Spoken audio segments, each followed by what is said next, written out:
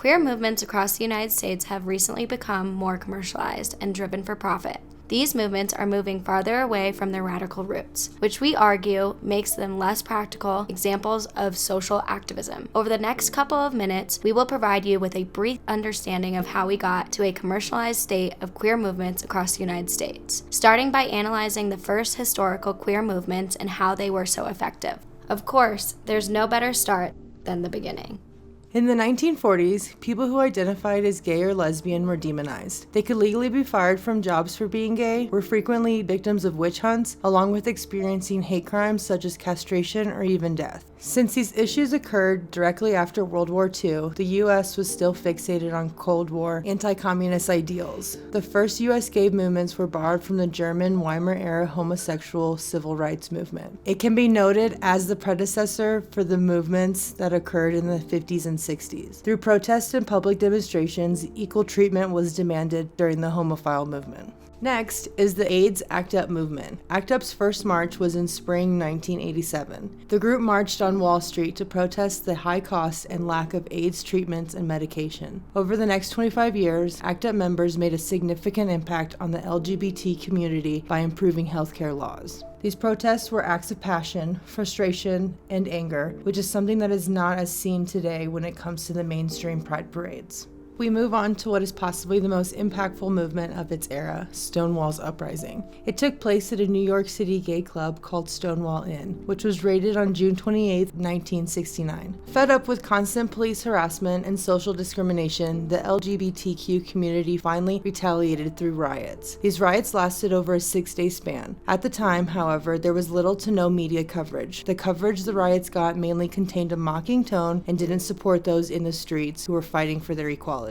Focusing on the foundation of pride parades in the United States before 1996, 5 months after the riots, activist Craig Rodwell and his partner Fred Sargent, Ellen Brody, and Linda Rhodes proposed a resolution at the Eastern Regional Conference of the Homophile Organizations in Philadelphia that a march be held in New York City to commemorate the 1-year anniversary of the raid.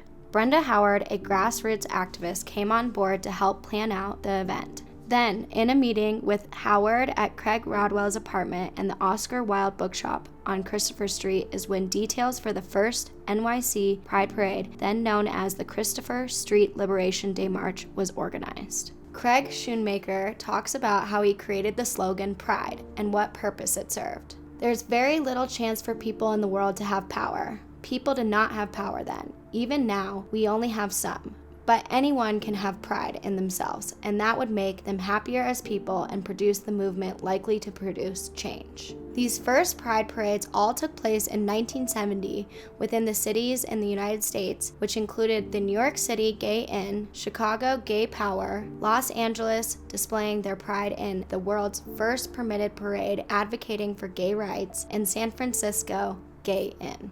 Post-1996, we see a transition occur between these passionately driven pride parades towards broad commercialization. Since Miller Lite became one of the first sponsors in 1996, we've seen countless US companies and organizations slowly joining in on the process of associating themselves with pride parades. Specifically citing recent years on platforms such as Facebook and Twitter, during LGBT Pride Month, the month of June, we see many of these same large companies changing their profile pictures of their logos to rainbow versions of the same logos. While the normalization and acceptance of gay pride by large companies are beneficial on some level, the problem here is that all companies are inherently profit-driven. Some think the world being covered in a giant rainbow filter is a sign of acceptance. Others wonder who is making money off the rainbow filter and how much they are just jumping on the bandwagon.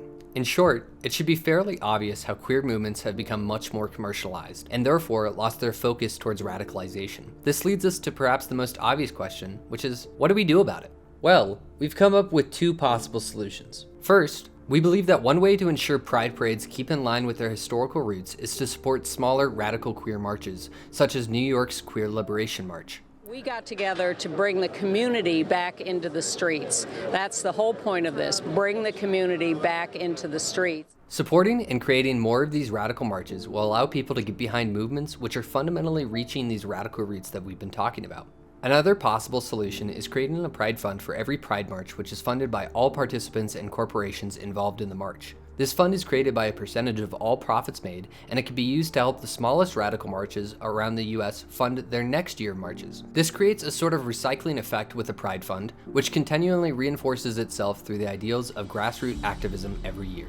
Hopefully we've left you with a better understanding of the significance of face-to-face activism, potential harms of commercialized movements, and more importantly, how we move forward.